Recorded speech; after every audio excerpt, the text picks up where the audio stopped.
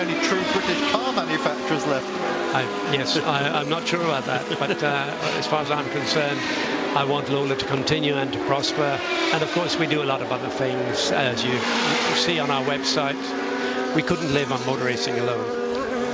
Well, it's still the best car that I've ever driven, I can confidently say. So. Of course, you drove with John Fielding. I did, yeah. I drove here twice in the car, so I had a wonderful time. It was a fantastic car. I miss it a lot. So I hope to be in another one soon. And just to remind everybody, Liz, of course, won Sebring 12 hours in P2 in your car. So. Fantastic. Yeah. And really well done. And you're looking fit. Why aren't you in a car now? Oh, I can't really answer that, I suppose, because I'd like to be in one. Hang on, who's asking the question? Hopefully soon, hopefully soon. Yeah, hopefully in one of yours. Another problem here, it's not a Lola, fortunately. Someone's pulling off the glare of the headlights. It's the Art car again. If it wasn't for bad luck, they'd have no luck at all. Andy Prio on board again.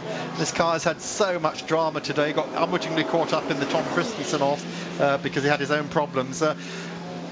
Perhaps the colour's not the right colour for the car, Martin. It's a nice colour. I like it. But it's not very lucky today. It's pulled off properly this time, so this is not looking very good. Well, like maybe not. Suddenly found something. But he's shaking it, isn't he? Oh. Don't know what he's doing, actually. This car has had so many problems today, though. It's really been unfortunate. Anyway, Martin, you're here tomorrow, aren't you? And I am. We'd love to get you back probably during the day tomorrow, just see how the progress of your petrol projectiles. That's the best way to do it. And wish you all the luck this year. And again, congratulations on the 50 years of Lola. Thank you, Mark. Thanks very much. Great to see you. Thank you. Well, Andy Prio then not enjoying his first Le Mans at all, I don't think. He's been in endurance racing doing the VLN series this year. They've been doing a lot of destruction testing with the BMWs, did the 24 hours. But here at Le Mans, it's just not the car to be in. Yeah, destruction testing seems to go on. Oh, hello. The story is not told. Let that be certain. My goodness, you can't count on anything, can you? It's a Matmut, but it's the Orica AIM, and so finally their luck seems to have run out as well. Straight line straight into the tyres here. It seems okay. He'll get it back, but more damage. The attrition rate's going up here as we start to head towards dusk. You do get just a little bit of dampness starting to settle here. Evening dew, and watch this. Yeah, that's Andy Merrick, unfortunately running out of talent down at Arnage, isn't it? So easily done, though, Liz. Oh, Arnage, such a tricky corner. It takes so many cars in every single race. It is very, very polished, even in the dry. And the first time I ever walked around this track with a professional driver, they said, do not ever take Arnage for granted. You must not brake too late here. And I have to say, every year it catches someone out. And every time I drive into that corner, I think, don't be a hero, because it catches you out like you wouldn't believe. Well, 4 or 5 so far this weekend. Yeah, just so many in the warm-up. Now, will the team bring him in, or does it look soft enough to let him continue? I think because it's a prototype car, I think they'll bring him in because he's probably had some damage to that front splitter, and that's, you know, when you're messing with aero and that sort of thing. We're at Le Mans. We're not far into Le Mans, so he needs to come in and get it looked at. If we were half an hour from the end of the race, maybe not. But exactly. There's so much technology going on here, and he's clearly not delighted. I imagine that little shimmy at the back end there was just purely aggression, adrenaline, and just quite frankly just very annoyed with himself.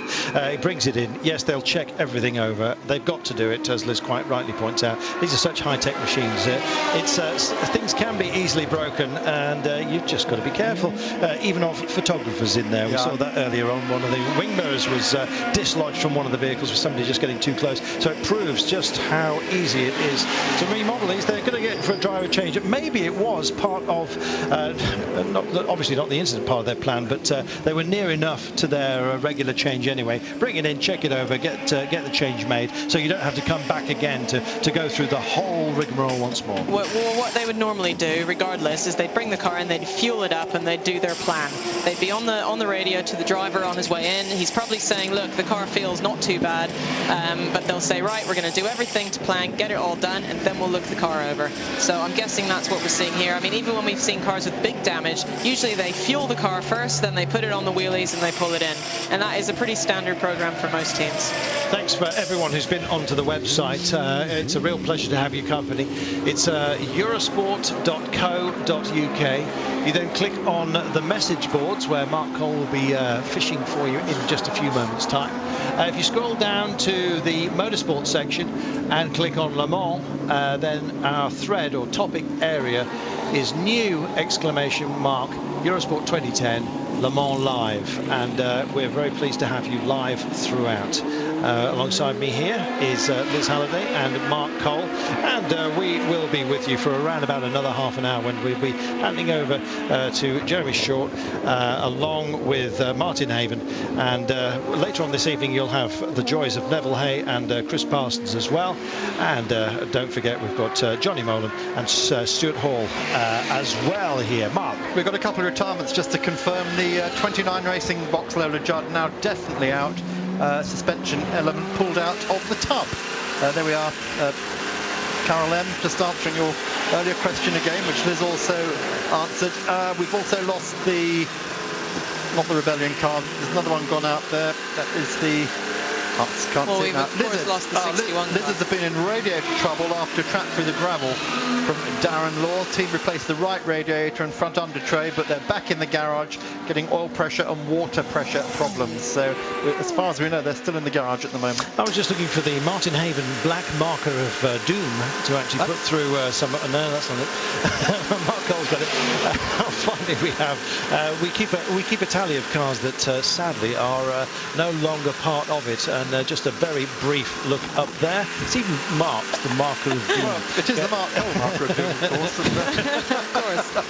Oh dear. And I fear that we may well be scribing it through this vehicle in not too long at all. Andy Prio as well, as you said, Mark, if he didn't have no luck, he'd have no luck at all. It's just been a nightmare for him. And Liz, you were kind of explaining as well that maybe part of the trouble is he's just not used to being in this speed of field. I know he did the Nürburgring, but this is kind of another step up, isn't it? Well, I think we were referring that to maybe the incident that he had with the Audi, and earlier on we saw him nearly clip a Peugeot that was passing him as well. I don't think that has to do with the problems they've had with the car, but certainly the incidents they've had, I think very possibly is because he's not had this speed of cars passing him. When he raced at the Nürburgring 24 hours, he was one of the quickest cars there. Certainly here they're the slowest class here, and the closing speed of the Peugeots and the Audis and the LMP1 cars is just incredible. It is immense, and you know, having raced in all the classes in sports car racing, it really does throw you when you first get out there in a slow car and you think, my God, they're there already. You see them in your mirrors and suddenly it's there, and it does take a bit of getting used to, and perhaps that's part of the problem. I wonder as well if you come from a series where a little bit of contact, you know, rubbing is racing and all that is all part of the game, and you think, well, you know, I'm just going to backseat this part of the track and woe betide anyone who doesn't agree with me. He's a wonderful bloke, Andy Prio, by the way. We know a lot about him. But, top professional as well. Yeah, absolutely superb. He couldn't hope for to spend an evening with a nicer chap, but he's had his worries today. Yeah, that car becomes an official retirement of course then, because as soon as the driver goes more than, I think it's 50 metres away from the car, that's it, kaput.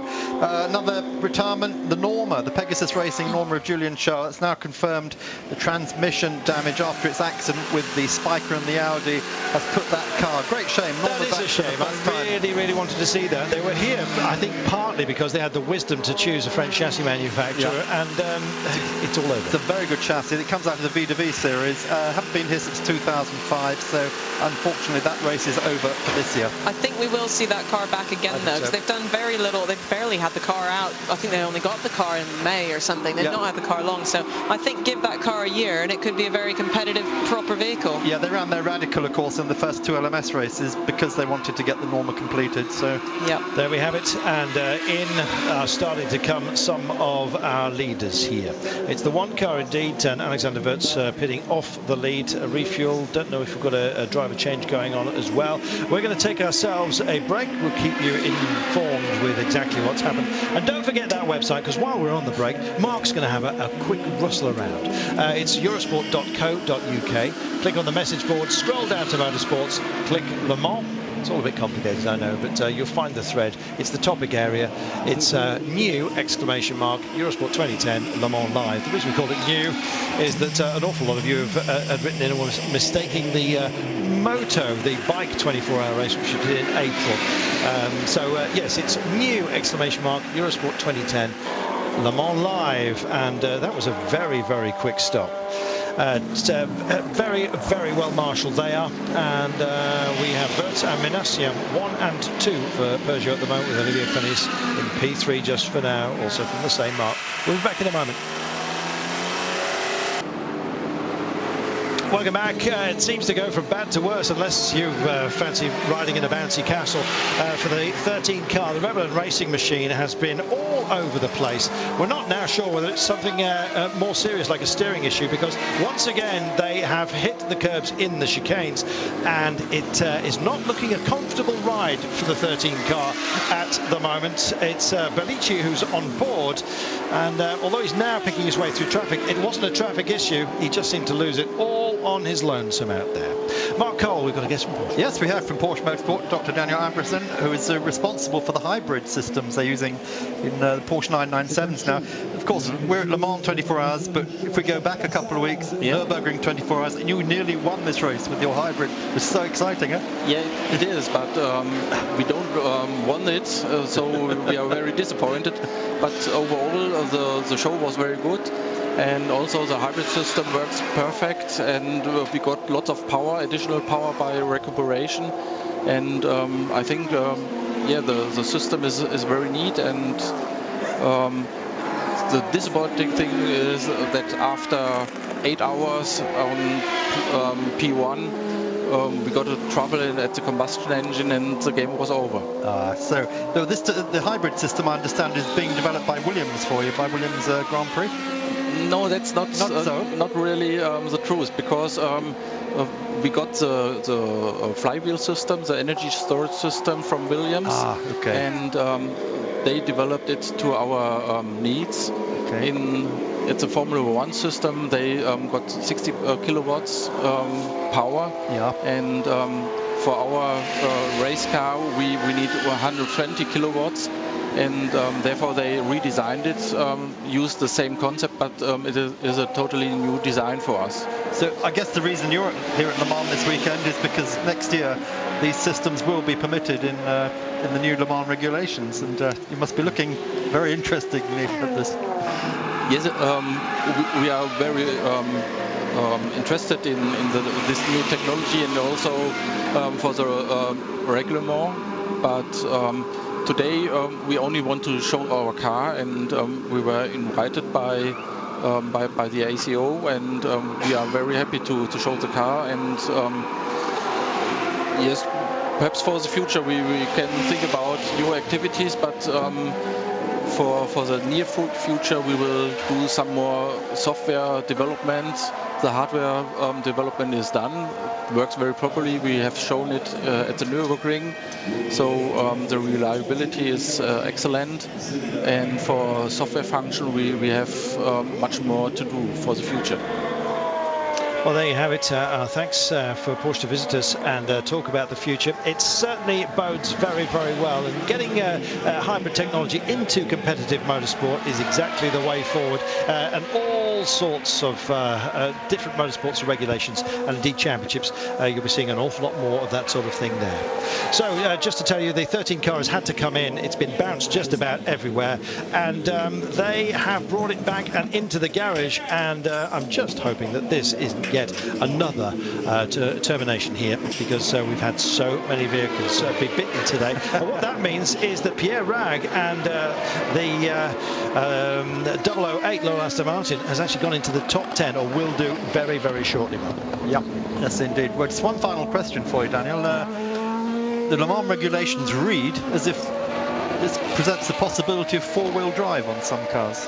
Yeah, we are very happy for that.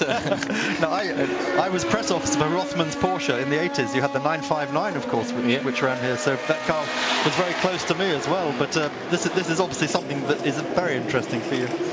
Yeah, but if you keep in mind, you get lots of brake energy at the front axle, and you have to recuperate it on the front axle. Yep. When you have your combustion engine at the rear axle. You have additional weight for the whole system, additional torque, and if you use it at the rear axle, where you have enough torque and enough weight, then you have to choose the front axle. So four-wheel drive Porsches. Remember this, guys, at Le Mans next year. It's a possibility. Daniel, thank you very much for coming to see us. Thank you. And your time, and all the best in GT2 this weekend for Porsche Motorsport, and big fight with the Ferraris. Fantastic stuff. Okay, good. So thank you. Thank you very much. Thanks, chaps. It's always great to get our guests in, and particularly when it's of the stature of Porsche and, of course, the remaining crew. Great, and lovely to hear about what the future holds.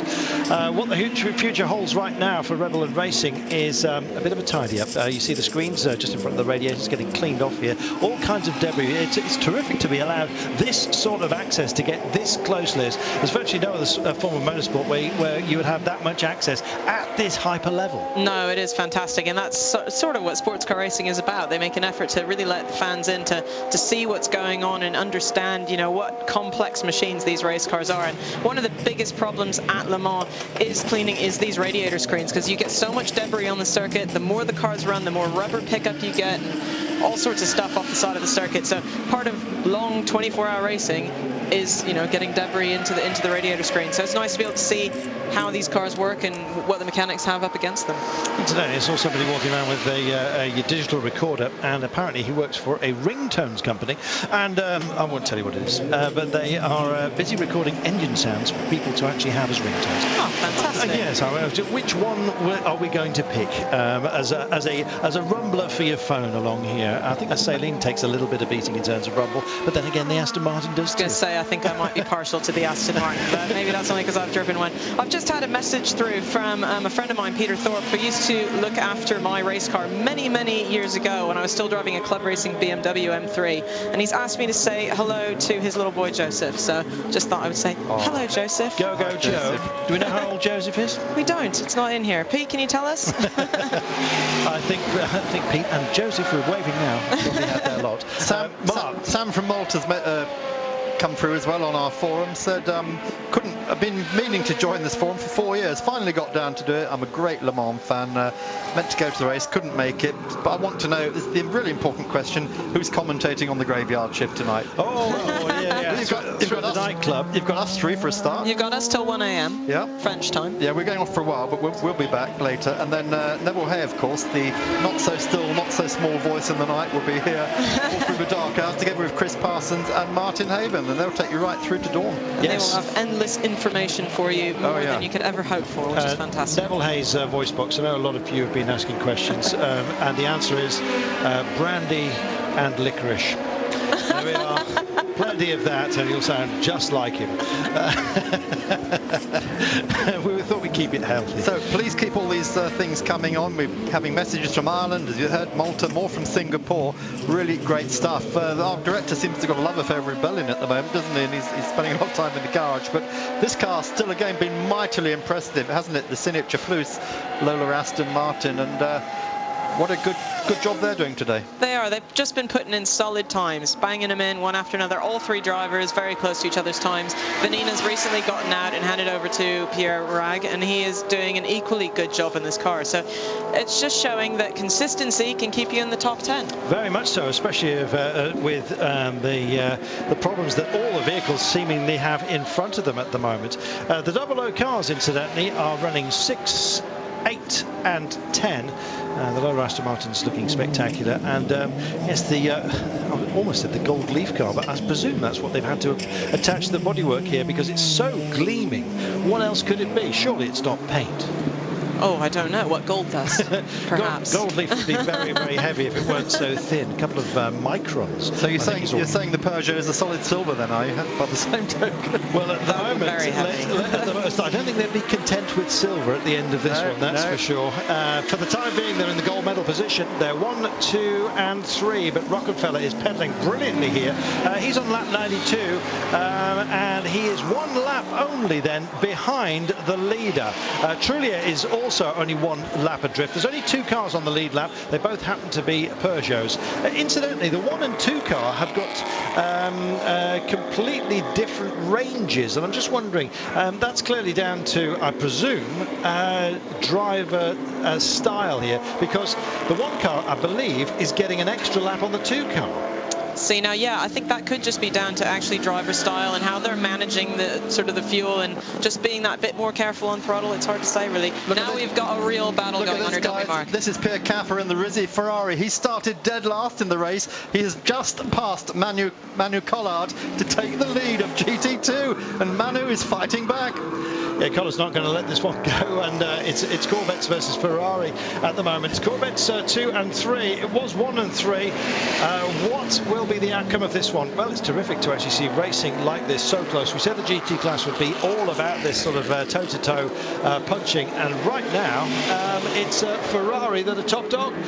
Porsche in 4th place with the 77 car. Mark Lieb's still on board that one, and we've got the Malaria No More outfit that I think there's some kind of number you can ring to make a donation if you want to spend some money on helping to eradicate malaria. I think it all comes down to netting for sleeping families in Africa. So one mosquito netting or something can save an entire family or something. Yeah, it's true. It's fantastic. I think it's a wonderful. Yeah, it's a bit like a huge parachute type netting that goes inside a local house and allows everyone to stay clear of the scourge that is the mosquito in many parts of the world. So it's a great idea, and well, it's great to see them running well as well. I think they're in 15th place at the moment. Yeah, let's just have a quick look, see what's going on now. I believe at the moment the Straka car is still just ahead of it. Nick Leventis finally doing a good job there. Yes, he is. He's on the same lap now, 13 seconds behind is Marco Werner, according to our screens. So he is hauling in Nick, but Nick's just done a 3:48, one of his best laps so far. Aye. We've got problems here for the Flying Lizards. Have they been in for long, or is this new? Yeah, we mentioned them earlier. They've. What was the story we told? Sorry, Liz, you were about to say. I was only going to say that I think the only reason you're seeing Nick back in 1st place is because Marco Werner has pitted, and he's just. It says he's just doing his outlap because he had in fact passed Nick. He had passed, right. Yep. And then he did a pit, he pitted, and now Nick's gone back ahead. But I think we will soon see Marco reel him back in, I'm afraid, because his times are significantly quicker than Nick's. You're absolutely right. Yeah, we did mention the Lizards, didn't we, earlier on? Radiator trouble, and they had after the placing right front and radiator and front under tray, they were getting oil pressure and water pressure alarms.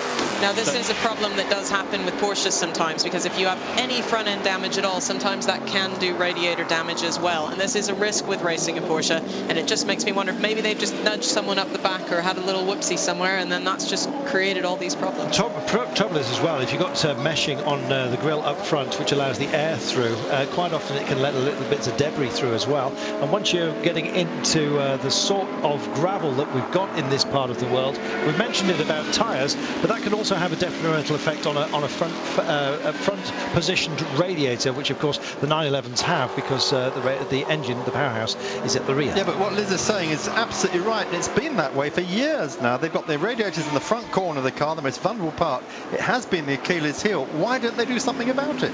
I don't know, and to be honest, you'd think they would, especially for these long distance races. You're inevitably going to have something happen. You'll either go over a curb and bash it in the front, or have a whoopsie and hit, bump the wall. Whereas in a normal car, that wouldn't be a problem at all. Even in a prototype, we already saw one of the cars have an off, hit the wall, came in, changed driver and fuel, away they went. And that wouldn't be the case in a Porsche, would it, Carlton? It's officially a double whoopsie event. That makes it through. Look at this battle continuing. This has been raging for 3 or 4 laps now. There's nothing in it as they complete lap 80. There's the other remaining surviving BMW, the 78 car. I was going to say, why on earth are we cutting away from it just at this crucial moment here? Because you just feel that in different parts of the circuit here, the Corvette may well have a bit of an advantage. He's on chase mode right now. This is fantastic. This is Collard versus Caffer here. They know each other very, very well, don't forget. There's a lot of racing between the pair of them, and right now they're absolutely all over each other. This is fantastic. Move now, flashing lights, saying I'm coming through, I'm going to have a go. I believe I've got the trajectory, the line and the speed. And he says absolutely not. You can just jolly well wait, says Pierre Caffer. Manuel Collard at the moment. Now, he will be swearing. Interestingly, they've both dropped the 63 Corvette of Antonio Garcia. That's now, it's 1 lap down. Our screens are showing. This battle is raging so hard, it doesn't matter. They are actually pulling away, Liz, remarkably. And what I love is that he's flashing his light saying, I want to pass. Well, let's all be honest here. He knows he's behind him. It's not really a shock. But I love that he's just flashed the lights at him anyway to go. The one he's got left at the moment. Liz, I'm looking at the Corvette. It's only got 1 headlight Exactly. on. Is that going to get pulled in for that? Oh, it might do, actually. Especially as we head towards dusk here. So I think he desperately wants to get in front of him, maybe because he knows he's got to come in anyway. Not sure how deep he is into his run here and whether it's actually coming to that time anyway where he's going to have to come in. But clearly he would love to be in the leading position here before he has to make that move. He will get called for a headlight out. You cannot race without your proper illuminations up. Just looking at GT2 class at the moment, Cafe Collard Garcia is running in the 3rd place with Mark Lieb in 4th, as we told you, and Fisichella running in 5th place. That's how GT2 settles for now. We won't settle for anything less than a real battle, and that's what we've got here. Sadly, we're going to have to take a break. We'll keep an eye on this, and we'll let you know exactly what happens in a few moments. And it goes on and on and on. Yeah, Pierre Caffer and Emmanuel Collard at the moment. Well, I'd like to say side by side. Looks like they might well be fairly shortly here. It's Ferrari versus Corvette. It's 1 and 2 in the class. This is about GT2 honours at the moment.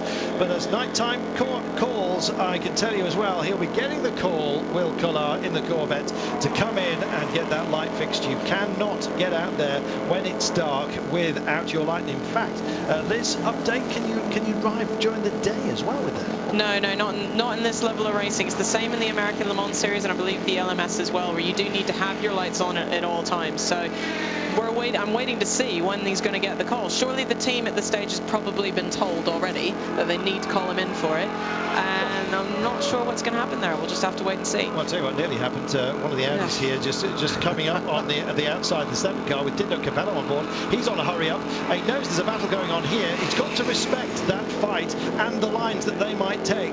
And he was very, very lucky that Emmanuel Collard had his wits about him there.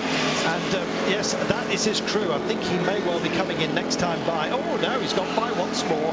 He clearly, I think, wants to get as deep into this run as possible before he comes in. And in fact, the 92 car has got the stop order right now. It's been issued to him at post 123, so come in and get yourself sorted. No, it just, in fact, car 92 has stopped at post 1, 2, 3. Carlton's getting a bit carried away. That's okay. That is the off into the. That's the AF, the JMW Vantage, the Dunlop Vantage of Royal Berlin crew. That's just mixing myself up with the 82 got a safety car. Yeah, mixing myself up out there with a number of other vehicles, unfortunately. 64 of Collard, but it wasn't him. And there is... that is Rob Bell. It's Rob Bell's car. Who's on board that? Who was on board? Well, that's a real shame as well. And it goes on. Let's have a look. He's in a dangerous position. And in fact, we've got paramedics here. I think it's automatically called anyway for any incident, regardless, just to check him out. Incidentally, just going back to Nigel Mansell a little bit earlier on, we were fearful that he had severe leg injuries. In the end, it turned out that he didn't have too much of a problem, Mark. Yeah, indeed. He sort of walking wounded, so it's not too bad. But what we have got now, we have just heard from Beach Dean Mansell that the telemetry showed it was a slow puncture that was the core reason for his race ending shunt. Right. So that's sad. Also, Flying Lizards we saw parked up in the garage. That Flying Lizards car is now confirmed retirement. They had a puncture on their outlap and found further mechanical issues when it came in. Game over, says dailysportscar.com. Bryce Miller it is on board the 92 car, and the safety car has been deployed, which is going to compress the field here. Now, if they've the 3 safety cars we had earlier on, which really annoyed Audi, I'm not sure how many they've picked up. This safety car looks like it's collected 3 just for now, but other cars are arriving and will be behind it before you know it. It is going to be an interesting one, this, Mark Cole, because the lead cars, 2 of them, both Peugeots, have done 96 laps. The Peugeot of Olivier Panis has done 95, and so has the Audis of Rockefeller and Trullier. Now, where they get picked up on the course is going to be a matter of debate, and I think this one's going to rage a bit because Audi feel very aggrieved about the pickup pattern from the first safety car issue off the back of the crash of the number 5 car. Yeah, the ACA regulations are quite specific. They're not obliged to pick up any of the race or class leaders, Liz. Right, okay. Well, technically they should. In decent racing matters, they they should This try is the difference between us and ALMS. Exactly, this is the huge difference, because in ALMS they do pick up the class leader, which I think is right. I think that's the way it should be done. It keeps the racing. It doesn't sort of, you know, wrongly mess anybody up, because I think you should win the race by having good pit strategy, good safety car strategy, all of that. It shouldn't just be determined by outside forces. And what this safety car is also maybe going to do is either help or hamper the Corvette. We saw this amazing battle between Pierre Caffer and Emmanuel Collard, and I don't know how that's going to play into their hands. It could be good, but we saw earlier they were making cars just sit in pit lane, so however, I don't know if this will be good. If he's allowed to come in under this safety car period here, and that's the reason why they've got debris all over the track. That has been there for an hour or so. Right, but clearly they've got a chance as well to actually clear some of this. If he does come in and gets his light fixed, he may well be not drop a lap here, that kind of thing. I'm not quite sure how quickly they can make that change, or whether they'll just do a whole nose section. We'll see. It depends on what bits are screwed to what out there, but he's still only got one light, and it's in this bunch that we have our battle for that GT2 lead. So he didn't get the call, I beg your pardon. Getting my numbers mixed up. But the 92 car certainly, we just hope he's okay, to be honest. Bryce Miller out there. We saw him walking away from it. So. But you've got to check for concussion and all that kind of thing. Still can't see how much damage. Oh dear, and there is. That's Rob Bell's car. He won't be happy about that. Chance as well for a little bit of sweeping to go on, and some areas of heavy braking where there tends to be just a little bit of gravel at the moment. It's tidy up time here. To what extent will Daniel Prosno have been waiting for something like this, just so they got a chance to do a general clean-up? Oh, I don't know if he'd be waiting for it. I'm not sure if he'd really ever want to have, you know, a big long safety car or anything. It detracts from the racing and it ruins someone's day. But certainly it's an opportunity for the crew to make an effort to give everybody a better racing line and a safer track to drive on. It's interesting just looking through the field here, safety car signs, as you can see, in many different forms. The drivers are also alerted to it instantly, and a good job too, because the last thing you want is somebody coming around a blind corner and then finding a train of cars like this. Some will take the opportunity to make that change. One airgun, two men will be doing the job. Some questions about that as well. And we have two vehicles only at the moment, just being held up, waiting to be given the get-go. There will be a drive-by here. I think that's running in one of the Audis, and it is our Ford GT as well here. The surviving is Romain Grosjean, I think. The last remaining Ford GT, in fact.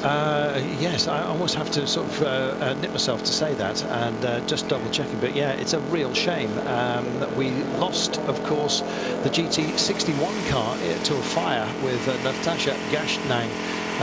Very, very lucky to get out okay. She was carrying a little bit of an injury anyway coming into this race, so she did hobble a bit, but had to throw herself across her own car because the burning car was up against the barriers, and it was the driver's side door. And if you look inside one of these vehicles, especially the GTs, they've got all kinds of bracing inside, and it's not an easy job to actually cross over that void.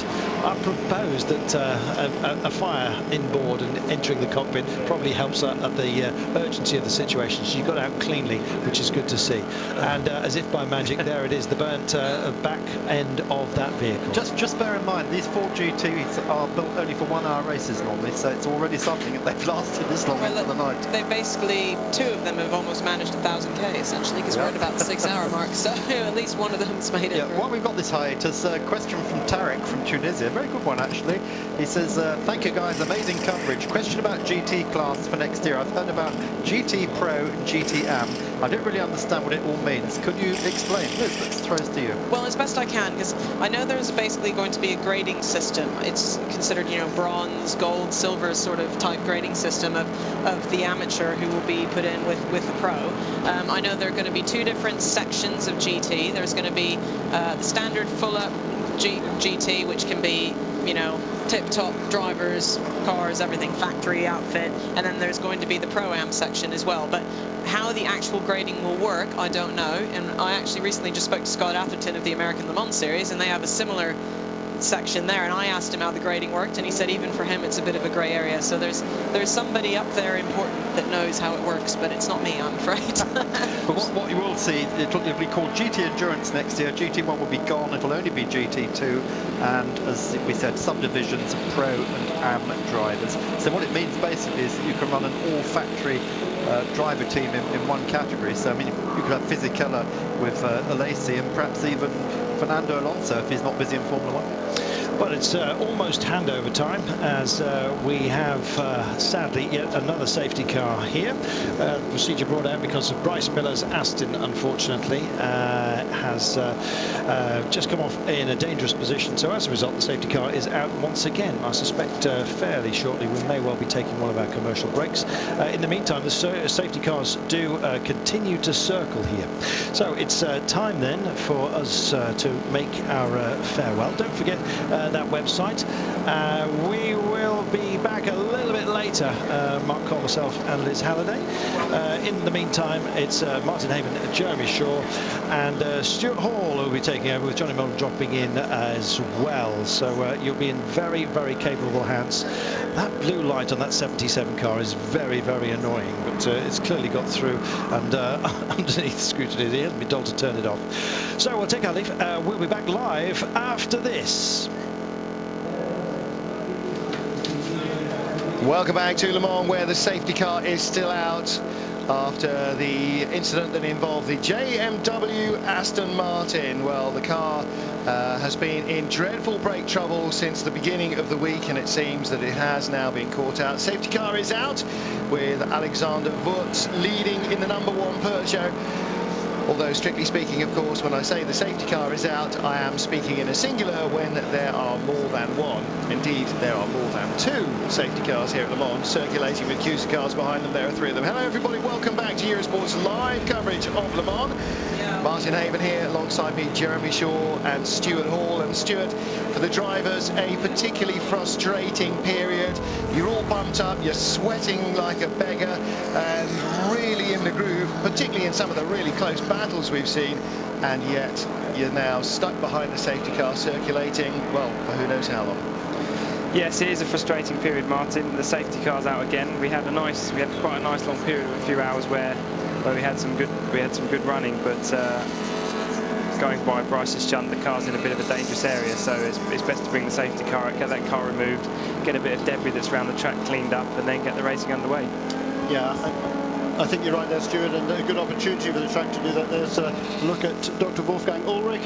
One of his cars just made a pit stop. Dindo Capello brought the #7 car onto pit lane, I believe, under this caution period. I don't think yet any of the other leaders have been onto pit lane. It's, as we saw earlier on, it's very difficult to figure out your strategies when you've got three cars on the three safety cars on the track, because when you come in, you take on your service and you go to the end of the pit lane, you have to wait then for the next safety car to come past, and then you can rejoin the line behind that. Always assuming that the judge of fact at the end of the pit lane remembers what the rules are and actually lets the cars out instead of holding them there forever. Well, yeah, he holds them until the next safety car comes past. That's the rule. That's not actually the way it worked in the first safety car. That's why the Mark VDS Racing Ford lost a minute and a half waiting. It was two safety car queues went by. Yeah, I can't miss that one. So yeah, unfortunately, it's a fiasco. And then yes. They opened the pit. Well, that when there were only 6 cars behind that particular safety car. Yeah. So they had a very short window then to if the Mark VDS car wasn't there by the time the last car went past. It was there waiting. Was it? Yeah. Oh yeah, yeah. Yes, I'm afraid the judge of fact was asleep at the wheel. Indeed. Unfortunately, we've seen that quite a lot. It would appear, but so you're going to lose track position, and it's all very complicated, absolutely impossible to explain. I was talking yesterday to several of the strategists down at pit lane, and asking them, well, how do you figure this out? And they said, we really don't know. And it wasn't just one guy that said that, it was 2 or 3 different race engineers or strategists said the same thing. It's luck of the draw, it really is. Yeah, Stuart, when you get race engineers at this level going, best guess is we might possibly get away with something. then you know that as soon as the safety car comes out, everything gets thrown up in the air, and that's not really the way anybody wants to run their race.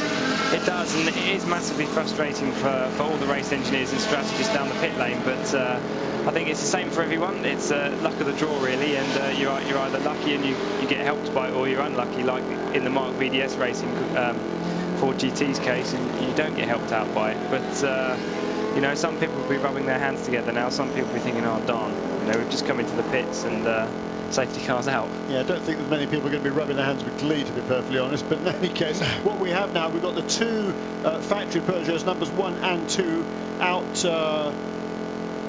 quite a long way apart. I think they are separated by a safety car, and then another safety car farther back is Olivier Panis in the third place car number 4, the Orica car. So it's all rather messy, this, in my opinion. Then we've got the pair of Audis, another lap back, and farther down the order we've got Nick Leventis is still at the wheel of the Stracker Racing HPD. They are leading LMP2. I believe there was a problem for the Marco Werner HPD chassis for Highcroft Racing a few weeks ago. I believe they might have had a puncture. Yes, they did. Yeah, I just spoke to Paul Ryan on the way back up to booth. They have had a puncture, and they had taken the lead before that. So, but they were due to surrender it as the pit stops flip-flopped around again. So yes, they had taken it during the pit stops and were due to. I think he'd overtaken before. I thought he'd overtaken before the pit stops, because Nick Leventis certainly wasn't going as quickly as was Marco Werner. Although I have to say, Nick was doing a pretty respectable job in turning some not bad lap times in that car. Yeah. Further down, they are 13th and 14th overall, the two HPD cars, and they are, I think, a couple of laps ahead of Miguel Amaral, who's driving the ASM Kiffel car, in third place at 16th overall. In 21st place overall, the first in GT1, which is now the Luc Alphonse Corvette. I think that's because Romain Grosjean, who had been leading the number 60 Maytag competition for GT, had been leading GT1 for most of the afternoon and evening. I believe that has made an extra pit stop recently, so that is why I believe he has relinquished the lead in GT1 to Patrice Goussouard in car number 73. Farther back in, just round up the class leaders, it is Pierre Caffer still in the 82 Risi Competizione Ferrari that leads now, I think, by a safety car length, if you get my meaning, so about 2.5 minutes, because the second place car of Oliver Gavin, unfortunately, has been held up by a safety car. So once again, the battle there has been messed up. Also news in the GT2 class, I just saw Darren Law walking back through the paddock, the Flying Lizard Porsche. Darren said that he hit a curb pretty heavily, I think, through the S's. So pretty much very early in the lap, damaged the radiator, limped it around, got it back to the pits. They changed the radiator, but unfortunately the engine had overheated, had been damaged and had been overheated, and that car has been retired. So we can scratch another one onto our list of retirements.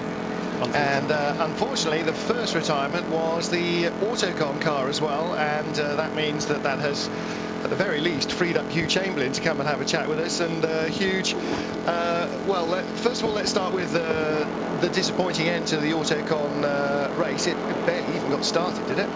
Not really, did it? No. No, it wasn't very good. It was very unfortunate because we had a gearbox problem on the Wednesday, rebuilt the thing, and we had exactly the same problem today. Now, we're being told that the safety car is due to come in this lap on our screens. This looks like the end of the lap to me, but that safety car, well, I don't know where exactly he's going to come in to, but clearly that safety car is not coming in this lap. So we'll or has he just stopped? Has he just slowed down to let them all go by?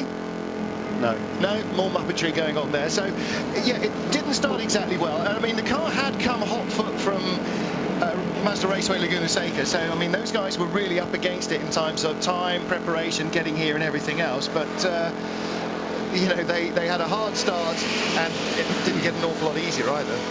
No, that's for sure. On this pace car business, that was probably the pace car that stopped hard at the beginning of the main straight. Perhaps. Don't even get me started. Heindorf has said more than enough in the last few hours for all of us for the rest of our lives. Oh, I haven't heard all that. I've been sitting out of the back quietly crying about the fact that oh, that's not what you're supposed to do. Behind the safety car? Behind the pace car. No, yeah. I know that's wrong. And he's either hit something and he's trying to make it worse now. Indeed he is. He missed the barrier, tried to reverse it into the barrier, missed it there. He didn't miss it entirely though. So he's now got a great big hole in the left front and most of the splitter is missing. What on earth has he done there? And he's not the only one, because that's our LMP2 front runner Nick Leventus has beached the number 42 Straka HPD in the gravel, and that evens the score with Marco Werner's puncture for their rivals at Highcroft. Huge safety cars. I mean, you know, long into the race, in the middle of the night, we often say the real danger is that drivers just slightly nod off, but dear oh dear, in broad daylight? Yeah, well, once upon a time I had a guy that went off behind the pace car at Spa, hit the barriers, and then decided that the best thing to do, having hit the barriers and taken a quarter of the back of the car off, the best thing to do was to change up, which meant that he actually hit the barriers more at a greater pace the second time. And that was behind the pace car, so nothing surprises me. I hope he had the good grace to park it somewhere before he got back to the pits. Lots of smoke coming off the Audi. Nick Leventus will get dragged out to the gravel, and luckily it is behind a pace car, so he's not going to lose a huge amount of time. But on the other hand, the team could, oh dear, well, it is at the Dunlop Bridge, so the team could have done with an awful lot less drama than that. He is dragged out there. They were, oh dear, it was his in lap as well. They were trying to get a pit stop done during the safety car period. They probably will now anyway. Yeah, this will at least extend the safety car period, so it'll give him a bit more time to get around, maybe get into the pits and not lose too much time. And that is a major disaster for the Straka Racing team, because they've done a sensational job this afternoon. It was Johnny Kane who started that car, handed over to Danny Watts, and they were well out in the lead. They pulled out a gap of about 2.5 minutes over the Highcroft Racing HPD, and that was not assisted by the safety car. That was sheer pace with which they managed to do that, and now it's all been thrown away. Well, did he actually get passed by one of the safety cars while he's in the gravel just there? I'm sure he did, at least one. Well, did he? Because that would mean he would lose a quarter of a lap or a third of a lap, but otherwise he could almost get away with it. Except, of course, the clearing up of the remains of the Audi there will slow things down again. They'll have to clear that up. Yes. Gives us more chance to chat, at least a few seconds. However, the ACO are still insisting the safety car is coming in this lap. One or some or all of them, possibly, but possibly not as well. So, but not the ones we can see. No, well, not the ones any of the drivers are following. The Audi is on pit road, and a fair bit of crunch work. That is pretty second-hand, isn't it? Mind you, they will just take the nose off and charge him as they. Hopefully, they'll swipe his credit card as they do whatnot. Trust me, they'll have done that before he got in the car first of all. Ka-ching! That'll be eye-watering, won't it? But you were explaining about your car, I believe, were you not? No, I was trying to make sure I didn't have to explain about the car. I was hopeful that I was going to change the subject sufficiently to be able to get around that. Yeah, you're actually working with the Autocon team this weekend. They're based in San Diego, a small team. And sorry, just to interrupt, in the garage, that wheel is wobbly and didn't ought to be. Ka-ching. No, that's another pattern. Yeah. I think that might go back into the garage. Another pound of flesh, I think. Well, and that too. Yes. Right. Yeah, there we go. The problem with our gearbox happened on Wednesday and took quite a bit of time to put right. Right is not the term I'd use anymore. We rebuilt, put another gearbox in, and unfortunately exactly the same thing happened. So we still don't know. We thought we knew why it had gone wrong the first time. At least the gearbox man thought he knew what was wrong. He rebuilt another one, or another one was rebuilt, and exactly the same thing happened.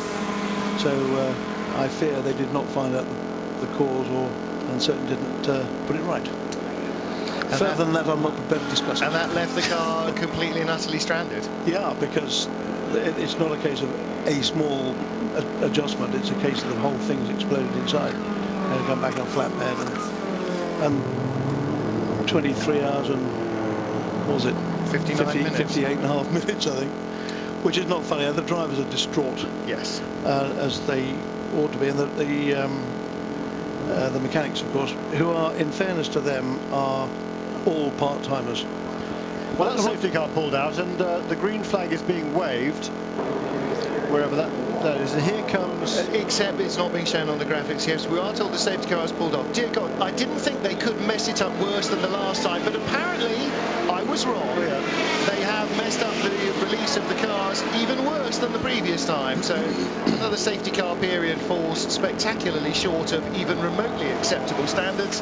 Yeah, and we are racing once more. And once again, I don't think the pace car picked up the race leader, which to me just makes it ridiculous. That's a mere bagatelle compared to all the other Poggers. So Nicola Minascio, we just saw a brief glimpse of there. He's in second place, was stuck behind that pace car and another couple of P2 cars. He was very circumspect, wasn't he, going into the Dunlop curve on the restart there, Q? Yeah. Yes, he was. One would have thought he wanted to get past them quickly. Yeah, but A, cold tyres, and B, what's happening? Well, really. Why is that safety car just dropped on the straight? What was going on with that? Do safety cars not pull into the pit lane anymore? No, because they pull in wherever they are. They pull in where they should have been. That was halfway down the straight, and the other one somewhere near Arnage. Ridiculous. However, we are racing once more, and a combination of cold tyres that I'm not quite sure what on earth is going on this slowed Nick Minascio down. This is Alexander Wurz putting a lap on an Audi. Not sure which of the Audis that was, but it can't be long before all the Audis are a lap behind and more. They are already. It's going to take. They are already, aren't they? Yeah. It is going to be a very, very long 18 hours, just under, before they are finally put out of their misery. I think Audi are now just going to have to grind on, Hugh, and just get to the end and do whatever it is they can do to rescue some kind of morale out of this, because they are going to be trampled by the Peugeots. They are on pace, aren't they? Yeah. I have to admit that, although I wouldn't bet against them on the race strategy over 24 hours, but certainly at the moment. They can't catch a break. They really can't. We're going to take a quick commercial break as we go green now, of course, so we'll be back in just a moment.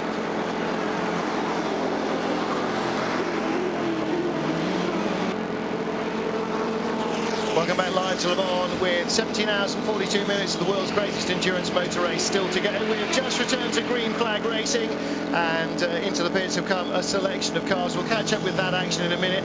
Peugeot still 1, 2, 3.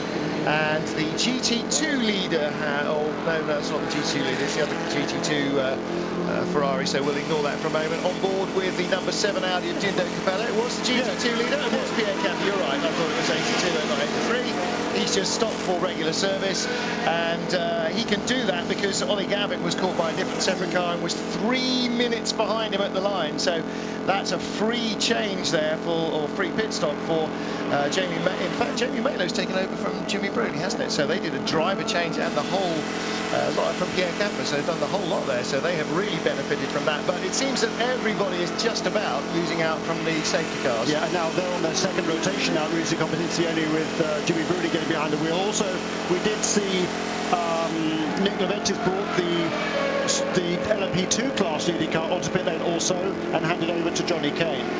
And we are going, I think, to go down to the pit lane and find out from Nick Leventis exactly what's happened. As you say, Johnny Kane is in the car at the moment. The car is back up to speed and still being shown as the leader in the LMP2 category on 31 seconds over Marco Werner. So Johnny Kane back at the wheel. Let's get down to the pit lane then, catch up with Nick Leventis. He was in the car during the safety car period and ended up in the gravel at the Dunlop curve.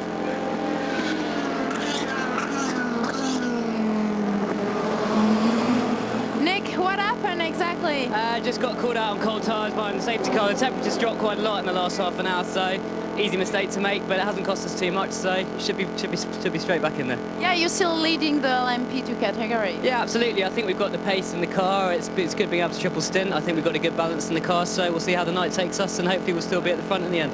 Yeah, you such have good drivers behind you. Marco Werner, David Brabham is such a good race for you. Absolutely, it's great to have them as competition, but I mean, at the end of the day, we want both cars to finish, really, but we'll try and finish in front of them if we can. Thank you so much. Cheers, thanks. Well, Nick Leventis almost got a get-out-of-jail-free card there. As he said, probably if there hadn't been a safety car, he may not have made that error as the tyre temperatures plummeted, but at least the safety car was out long enough for them to get back to the pits without losing an awful lot of time, certainly without losing the class lead. Now, we were hoping to get a little bit back up to speed on what happened to the number 61 Maytech competition for GT, because one of the 3 drivers, Rael Frey, has joined us here in the booth. First of all, welcome to Le Mans, because I guess this is your first time here, right? Yeah, absolutely. It's my first time here in Le Mans, and it's great to be here. Thanks a lot.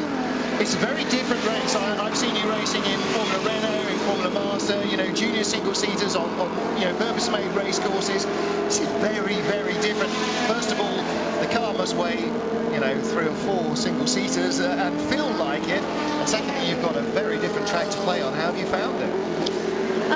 Yeah, it was not easy, but in the end you have just to handle it with it. You have to get used to the car, to the track. In the end it went quite well.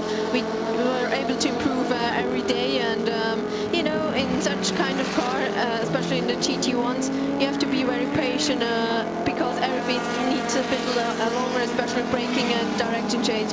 But it's getting better and better. And a wonderful opportunity for you this year, Rahel, doing Le Mans 24 Hours and of course the GT1 World Championship as well. Some of it anyhow. Yeah, exactly, some of it, because normally Natasha and Cindy will drive the FIA GT1 World Championship. So Natasha, we saw obviously very dramatic the way the car stopped. She was clearly aware that there was a problem. I don't know if she knew there was a fire, but certainly a lack of power or response from the car or something. Pulled over to the marshal's post, and we could clearly see, I'm sure what you could from the TV pictures, dramatic end to your race. Luckily we saw her, although the driver's door was by the barrier, she managed to get out of the other side of the car, and she seems to be okay. So I'm guessing there are no problems with the smoke or anything.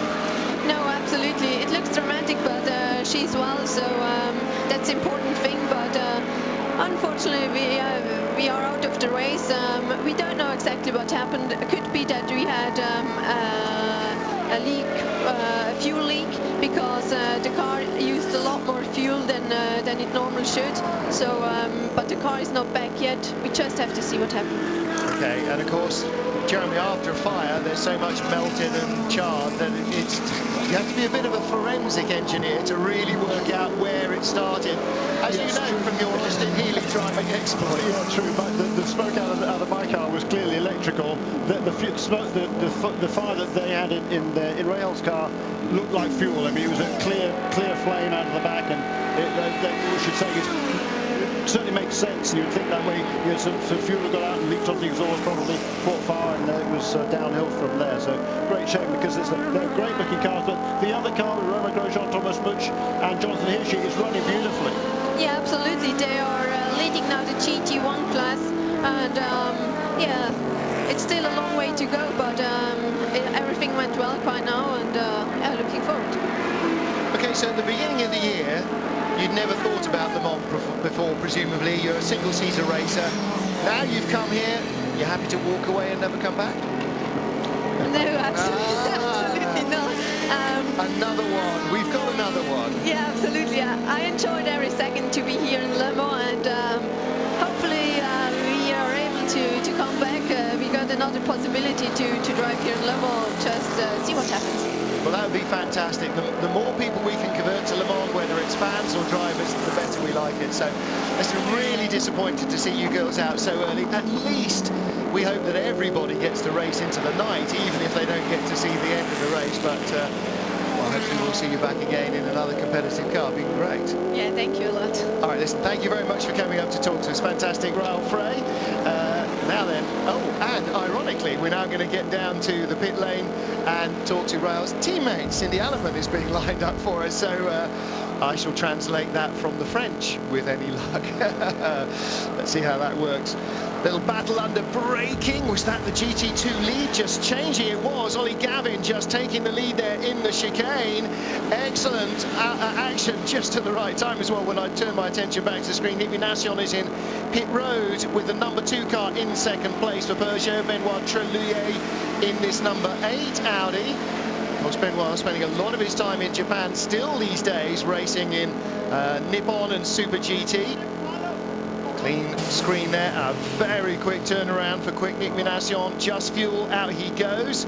That's the 8th pit stop for that car. 7 stops cost them 7 minutes 32 seconds. And the 8th pit stop, go on, changeover. No, still not happening. I was going to tell you it was about 8 minutes 20 seconds, but it's not going to tell me that. 8 minutes 29, all right, and in contrast, car number 4, the third place Peugeot, 10 minutes 51 for their 8 stops. So they've had that problem on the pit road that's just helped to drop them down. Yeah, exactly, being held up at the end of the pit lane waiting for safety car. So that's why those figures on the total amount of time taken in pit lane is a little bit misleading. Now also we have got Alexander Wurz. We're going to let Ryle go because obviously we're having trouble finding Silly Alaman as well. Alexander Wurz still leading in the number 1 Peugeot, and interestingly, Jeremy, not just once did they creep to 13 laps while their teammates were doing 12, but basically once they'd established what the fuel weight they were using in each stint was, they changed on to 13 lap stints, and they're still regularly banging them in. So not only are they less thirsty, they're also more quickie as well. So that's, I mean, that is the genius combination here. If you can be quick and parsimonious, then my goodness, you've really got something in hand over your teammates. And every pit stop, of course, is costing them 1 minute and 3/4, 2 minutes for fuel alone. So, you know, they are saving time on the track that even if you're circulating a second or 2 seconds a lap quicker than your teammates, you know, 2 minutes, that's 60 laps of Le Mans, that's 5 hours more to try and find that kind of gap. So they're really driving themselves into a bit of an advantage here. Yeah, but yeah, by doing an extra lap on every stint, that's going to gain them at least one, as you say, at least one pit stop as the race unfolds. And it's remarkable what those guys are doing in that number 1 car to eke out that fuel mileage when all the other front runners, all of the other Peugeots and the Audis are only doing